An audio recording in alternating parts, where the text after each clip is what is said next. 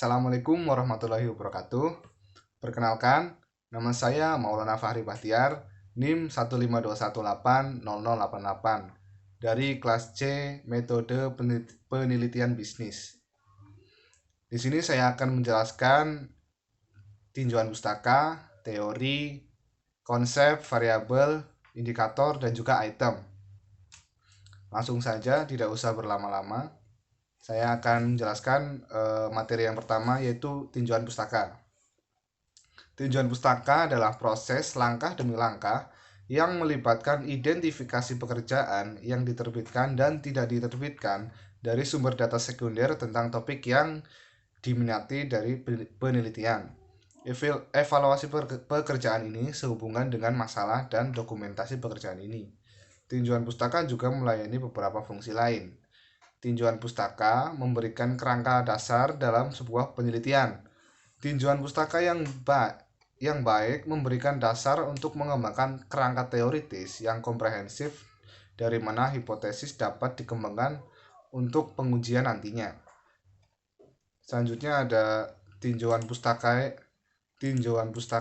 yang baik itu dapat memastikan beberapa elemen.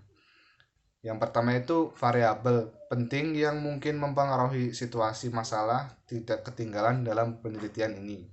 Yang kedua itu munculnya ide yang lebih jelas tentang variabel apa yang paling penting untuk dipertimbangkan, mengapa dianggap penting, dan bagaimana variabel tersebut harus diselidiki untuk memecahkan masalah dalam penelitian ini. Yang ketiga itu ada tes stabilitas dan replikasi temuan penelitian saat ini ditingkatkan. Yang keempat itu seseorang tidak mengambil risiko menciptakan kembali roda, yaitu membuang-buang usaha untuk mencoba menemukan kembali sesuatu yang sudah ada atau sudah diketahui. Misalkan seseorang melakukan penelitian terhadap A. Nah, penelitian itu sebenarnya hasilnya itu sudah jelas, tidak ada gap, tidak ada lain-lain. Itu dinamakan membuang-buang usaha. Yang terakhir atau yang kelima itu masalah yang diselidiki dianggap oleh komunitas ilmiah sebagai relevan dan signifikan. Nah, dalam tinjauan pustaka itu terdapat dua subbab, yaitu ada tinjauan kajian teori dan juga kajian empirik. Yang pertama itu ada kajian teori, di mana di dalam kajian teori itu memuat teori dan juga konsep. Keduanya itu memiliki perbedaan. Nah, saya itu mau mencoba menjelaskan keduanya ini. Yang pertama itu ada teori. Deskripsi teori dalam suatu penelitian merupakan uraian sistematis tentang suatu hal, bukan sekedar pendapat pakar atau penulis buku, dan hasil-hasil penelitian yang relevan dengan variabel yang diteliti. Berapa jumlah kelompok teori yang perlu dikembangkan akan bergantung pada luasnya permasalahan dan secara teknis tergantung pada jumlah variabel yang kita teliti. Deskripsi teori paling tidak itu berisi tentang penjelasan terhadap variabel-variabel yang diteliti melalui pendefinisian dan uraian yang lengkap mendalam dari berbagai referensi. Minimal itu dari 3 sumber yang berbeda ya, sehingga ruang lingkup kedudukan dan prediksi terhadap hubungan antar variabel yang akan diteliti itu menjadi lebih jelas dan juga terarah menurut Sugiono. Kajian teori itu memiliki tujuan, antara lain itu yang pertama itu menjelaskan gejala dengan merinci hubungan antara satu variabel dengan variabel yang lainnya. Yang kedua itu bisa meramalkan bagaimana bentuk hubungan antar variabel yang terjadi dalam penelitian. Yang ketiga itu teori itu digunakan untuk mendasari penelitian yang kita lakukan. Selanjutnya teori itu memiliki 3 macam. Yang pertama itu ada teori deduktif, yaitu teori yang memberikan keterangan yang dimulai dari suatu perkiraan atau pikiran spekulatif tertentu ke arah data yang nantinya akan diterangkan. Yang kedua ada teori yang induktif. Itu adalah cara menerangkan dari data ke arah teori dalam bentuk ekstrim titik pandang yang positivistik ini dijumpai pada kaum behavioris. Dan yang terakhir ada teori fungsional. Di sini tampak suatu interaksi pengaruh antara data dan perkiraan teoritis, yaitu data mempengaruhi pembentukan teori dan pembentukan teori itu juga kembali mempengaruhi data. Selanjutnya ada konsep. Konsep adalah gagasan abstrak. Ini juga merupakan gagasan umum atau pemahaman tentang sesuatu. Dalam penggunaan informal, istilah konsep mengacu pada ide-ide apapun, tetapi juga memiliki arti khusus dalam berbagai bidang seperti linguistik, filsafat, psikologi, matematika, dan fisika. Sebagai contoh, dalam sebuah penelitian, pandangan para ahli itu bisa dinamakan sebuah konsep. Konsep itu bahasa kasarannya itu pandangan pertama kita melihat sesuatu. Misalkan kita melihat mobil di jalan, lalu kita itu mendefinisikan itu sebagai, wah, mobil itu benda yang bergerak cepat. Karena pandangan pertama kita itu mobil itu melaju dengan cepat, padahal dalam artiannya itu kan bisa lebih luas lagi, bukan hanya sekedar benda yang bergerak dengan cepat. Sedangkan menurut para ahli, di sini saya akan menjelaskan konsep menurut ahli. Yang pertama ada dari Woodruff mendefinisikan konsep sebagai alat suatu gagasan atau ide yang relatif sempurna dan bermakna suatu pengertian tentang suatu objek, produk subjektif yang berasal dari cara seseorang membuat pengertian terhadap objek-objek atau benda-benda melalui pengalamannya. Pada tingkat konkret, konsep merupakan suatu gambaran mental dari beberapa objek atau kejadian yang sesungguhnya. Pada tingkat abstrak dan kompleks, konsep merupakan sintesis sejumlah kesimpulan yang telah ditarik dari pengalaman dengan objek atau kejadian tertentu. Selanjutnya ada dari kajian empirik. Kajian empirik itu merupakan salah satu tinjauan yang diambil dari penelitian terdahulu yang pernah dilakukan. Empirik sendiri mempunyai arti keadaan yang bergantung pada bukti yang telah diamati seseorang. Empirik lebih banyak digunakan untuk menyatakan suatu hal yang telah diteliti pada kegiatan ilmiah atau penelitian ilmiah. Adanya kajian empirik itu sangat membantu penulis melakukan sebuah penelitian. Selanjutnya, kajian empirik itu memiliki fungsi. Yang pertama itu mengetahui kekurangan pada penelitian sebelumnya, sehingga kita dapat menambal kekurangan-kekurangan itu. Selanjutnya ada yang kedua, mengetahui apa yang telah dihasilkan dari penelitian sebelumnya. Jadi kita bisa tahu penelitian sebelumnya itu hasilnya itu seperti apa, apakah variabelnya itu berinteraksi secara positif maupun negatif. Yang ketiga, ada mengetahui perbedaan penelitian yang akan kita buat dengan penelitian sebelumnya. Jadi kita tahu di mana letak perbedaannya dan seperti apa kedepannya kita akan melakukan penelitian kita. Nah, dalam kajian empirik itu terdapat bagian-bagian yang harus ada, yang merupakan isi dari penelitian terdahulu. Antara lain itu ada nama peneliti, judul, variabel yang digunakan, permasalahan yang diangkat, hipotesis, metode penelitian, dan hasil penelitian itu sendiri. Bentuk penyajian kajian empirik itu dapat berupa paragraf maupun dalam bentuk tabel dengan disertai penjelasan yang rinci, bisa secara singkat. Selanjutnya itu ada penjelasan, selanjutnya ada variabel. Variabel merupakan sesuatu yang dapat diukur dan nilainya dapat berubah-ubah atau berbeda. Nilai variabel berasal dari nilai karakteristik dari suatu elemen. Variabel adalah semua ciri atau faktor yang digunakan menunjukkan variasi. Variabel merupakan segala sesuatu yang dapat diberi berbagai macam nilai. Variabel juga merupakan penghubung antara konstruk yang abstrak dengan fenomena yang nyata. Variabel merupakan representasi dari konstruk yang diwakilinya. Nilai variabel dapat berupa angka atau atribut yang menggunakan ukuran atau skala dalam suatu kisaran nilai tertentu.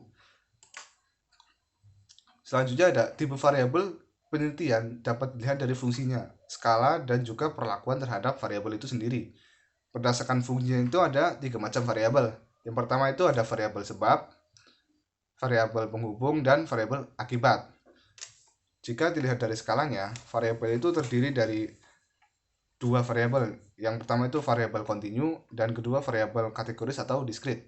Kalau variabel kontinu itu memiliki variabel yang memiliki kumpulan nilai yang teratur dalam kisaran tertentu. Contoh, tinggi, sedang, 1 sampai dengan 7 itu.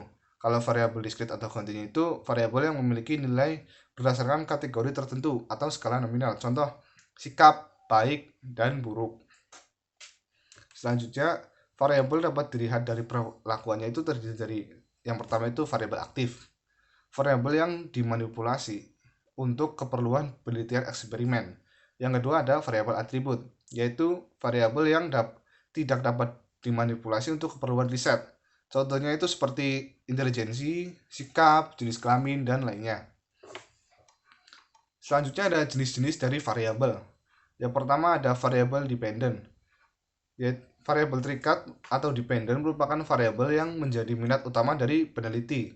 Tujuan peneliti adalah untuk memahami dan mendeskripsikan variabel dependent atau untuk menjelaskan variabilitasnya. Dengan kata lain, adalah variabel utama yang cocok untuk diselidiki sebagai faktor yang layak. Melalui analisis variabel dependent atau menemukan variabel apa yang mempengaruhinya adalah cara untuk menemukan jawaban atau solusi untuk masalah yang nantinya diangkat. Tujuan peneliti untuk mengkuantifikasi dan mengukur variabel dependent serta variabel lain yang mempengaruhi variabel ini. Yang kedua itu ada variabel independen. Variabel independen itu merupakan variabel yang mempengaruhi variabel dependent baik secara positif maupun negatif. Artinya, ketika variabel independen ada, variabel dependen juga ada, dan dengan setiap unit kenaikan dalam variabel independen ada peningkatan atau penurunan variabel dependen. Dengan kata lain, dalam variabel dependen dihitung oleh variabel dependen. Untuk menentukan bahwa perubahan variabel independen menyebabkan perubahan variabel dependen, ada 4 kondisi yang harus dipenuhi. Yang pertama itu variabel independen dan variabel dependen harus saling melengkapi. Dengan kata lain, perubahan variabel dependen harus dikaitkan dengan perubahan variabel dari independen itu sendiri. Yang kedua, ada variabel dependen harus mendahului variabel dependen. Dengan kata lain, harus ada urutan waktu di mana keduanya terjadi penyebabnya harus diteliti secara terjadi sebelum efeknya. Yang ketiga itu tidak ada faktor lain yang menjadi kemungkinan penyebab perubahan variabel dependen. Oleh karena itu, peneliti harus mengontrol pengaruh variabel lainnya. Yang keempat atau yang terakhir itu diperlukan penjelasan logis atau teori tentang mengapa variabel independen mempengaruhi variabel tak bebas. Yang ketiga, ada variabel moderasi. Variabel moderasi adalah salah satu yang memiliki efek kontingen yang kuat pada hubungan variabel independen dan hubungan variabel dependen. Artinya, ada variabel ketiga yang mengubah hubungan asli antara variabel bebas dan terikat. Setiap kali ada hubungan antar variabel independen dan variabel dependen menjadi kontingen atau bergantung pada variabel lain. Kita sebut itu variabel ketiga. Variabel memiliki efek moderasi pada hubungan variabel independen dan variabel dependen. Sehingga variabel yang memoderasi itu dikenal dengan variabel moderasi ini. Yang keempat ada variabel intervening. Variabel intervening atau bisa juga disebut variabel mediasi adalah variabel yang muncul antara waktu variabel independen mulai beroperasi untuk mempengaruhi variabel dependen dan waktu dampaknya itu dapat dirasakan. Dengan demikian, ada kualitas temporal atau dimensi waktu untuk variabel mediasi. Dengan kata lain, membawa variabel mediasi yang berperan membantu memodelkan suatu proses. Jadi misalkan di sini ada variabel dependent, di sini variabel independen. Nah, variabel intervening ini di atasnya. Kan di sini itu memiliki hubungan, yaitu sebuah garis di sini. Nah, kalau variabel intervening itu mempengaruhi garis yang tadi itu, sehingga tidak murni pengaruh dari salah satu ini. Seperti itu kurang lebih. Kalau kurang jelas ya mohon maaf ya. Selanjutnya ada variabel rambang atau variabel random. Ada variabel sebab yang diabaikan pengaruhnya, atau pengaruhnya itu sangat kecil sehingga dapat diabaikan gitu. Yang terakhir itu ada variabel kendali atau juga disebut variabel kontrol. Variabel kendali atau variabel kontrol adalah variabel yang dikendalikan dan dibuat sama antara kelompok yang diteliti. Variabel kontrol itu didefinisikan sebagai variabel yang faktornya dikontrol oleh peneliti untuk menetralisasi pengaruhnya. Variabel yang dikendalikan atau dibuat konstan. Selanjutnya ada bagaimana sih variabel itu diukur.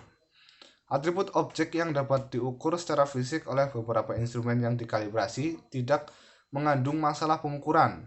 Misalnya, panjang dan lebar meja kantor persegi panjang bisa dibuat dengan mudah dengan diukur pita pengukur atau penggaris atau meteran atau yang lainnya lah. Namun pengukuran atribut yang lebih abstrak dan subjektif lebih akan menjadi sulit. Misalnya, relatif sulit untuk mengukur tingkat motivasi berprestasi bagi pegawai kantoran. Tentu saja, masalah ini ada solusinya. Salah satu solusi akan dibahas selanjutnya. Namun, sebelum membahas solusinya, alangkah baik merangkum masalahnya. Variabel tertentu memudahkan pengukuran melalui penggunaan pengukuran yang tepat. Misalnya fenomena fisiologis yang berkaitan dengan manusia seperti tekanan darah, denyut nadi, dan suhu tubuh, serta atribut fisik tertentu seperti panjang dan bobot. Tapi ketika masuk ke ranah perasaan subjektif, sikap dan persepsi orang, itu pengukuran faktor atau variabel ini menjadi lebih sulit. Oleh karena itu, setidaknya ada dua jenis variabel yang cocok untuk pengukuran yang objektif yang tepat. Yang lainnya lebih samar dan tidak cocok untuk pengukuran yang akurat karena sifatnya itu abstrak dan subjektif. Jadi kita tidak tahu dan itu tidak pasti hasilnya. Selanjutnya ada penjelasan tentang indikator. Menurut Kamus Besar Bahasa Indonesia atau KBBI, indikator adalah sesuatu yang dapat menjadi petunjuk atau berperan sebagai keterangan dalam sebuah penelitian. Indikator juga digunakan sebagai alat untuk petunjuk untuk mengukur prestasi atau pelaksanaan dari sebuah kegiatan. Indikator merupakan alat ukur dari sebuah variabel. Fungsi dari indikator sendiri adalah untuk mewakili permasalahan pokok dalam sebuah penelitian. Selain itu, juga untuk menyusun butir-butir pertanyaan dalam penelitian jika indikator yang di dalam itu sudah cukup rinci. Indikator dalam penelitian dapat didefinisikan sebagai setiap variabel yang bisa mengindikasikan adanya kondisi tertentu yang kemudian digunakan untuk mengukur setiap perubahan yang terjadi dalam proses penelitian atau studi yang sedang dilakukan. Dalam penelitian, indikator adalah acuan yang digunakan sebagai dasar untuk melihat perubahan pada objek yang kita teliti. Indikator adalah variabel yang membantu kita dalam mengukur perubahan yang terjadi baik secara langsung maupun tidak langsung. Selanjutnya ada yang terakhir, penjelasan yang terakhir yaitu item. Item merupakan bagian terakhir dari dan terkecil dari hierarki penelitian, di mana hierarki itu dimulai dari teori, konsep, variabel, indikator, dan yang terakhir item. Item digunakan jika dalam indikator apa yang dijelaskan itu masih terlalu luas. Dengan adanya item itu akan menjadi lebih rinci. Apa intinya itu ada di situ. Item sendiri bentuknya merupakan bulir-bulir pertanyaan yang nantinya akan dituangkan dalam kuesioner untuk keperluan penelitian atau untuk data penelitian nanti. Dalam penyusunan sebuah alat ukur, tahapan yang harus dilakukan adalah analisis item. Itu menurut Guilford dan Fracture. Istilah analisis item digunakan untuk mendefinisikan perhitungan dan pengujian statistikal terhadap skor-skor item. Sebuah item dapat dianalisa baik itu analisa kualitatif maupun kuantitatif. Sekian presentasi yang dapat saya sampaikan. Kurang lebihnya mohon maaf. Wabillahi taufiq wal hidayah. Wassalamualaikum warahmatullahi wabarakatuh.